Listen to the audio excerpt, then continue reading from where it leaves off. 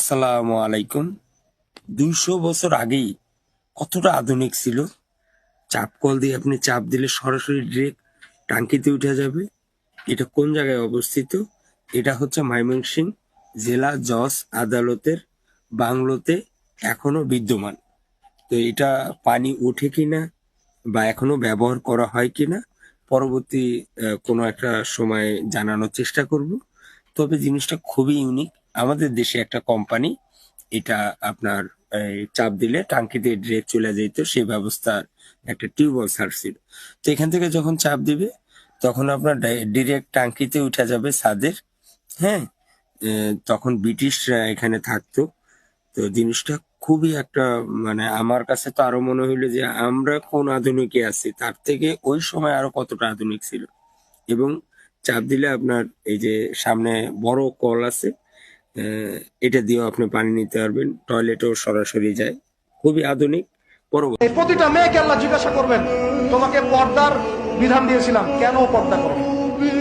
প্রত্যেক মুসলিমকে আল্লাহ জিজ্ঞাসা করবেন, 5 ওয়াক্ত নামাজ ফরজ করেছিলাম, নামাজ পড়ো নাই কেন? ঠিক মতো পড়েছো কিনা? প্রত্যেক ধনীকে আল্লাহ জিজ্ঞাসা করবেন, দাঁড় করিয়ে করিয়ে এক একজন করে। স্বামী বলছে পর্দা করো, তোমাকে ভালোবেসে বলছি তুমি পর্দা করো, তুমি আমার অনেক প্রিয় একজন মানুষ, তুমি বেপর্দায় বাইরে যাবা, লোকজন দেখবে, কেমন হয়?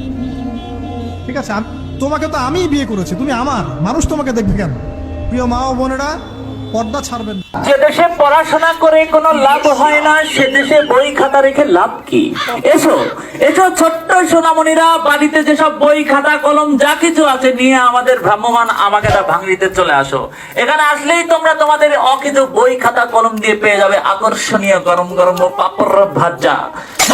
রসুল সাল্লাল্লাহু আলাইহি ওয়াসাল্লাম 6টি জায়গায় হাসতে নিষেধ করেছেন। 1. নামাজে বসে। 2. কবরস্থানের পাশে। 3. মোনাজাতে দোয়া করার সময়। 4. কারো চেহারা এবং দেহের আকৃতি খাটো কিংবা লম্বা দেখে। 5. কারো ইবাদত করা নিয়ে হাসাহাসি বা ঠাট্টা করা। 6. রোগী দেখতে গেলে।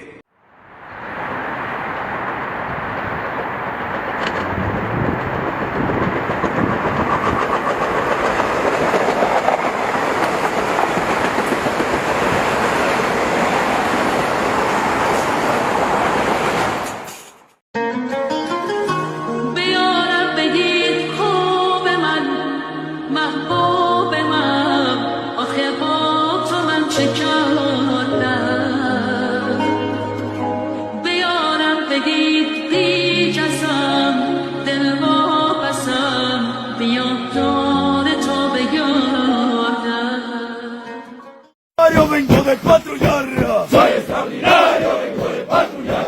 Yo sé lo que se siente tener que caminar.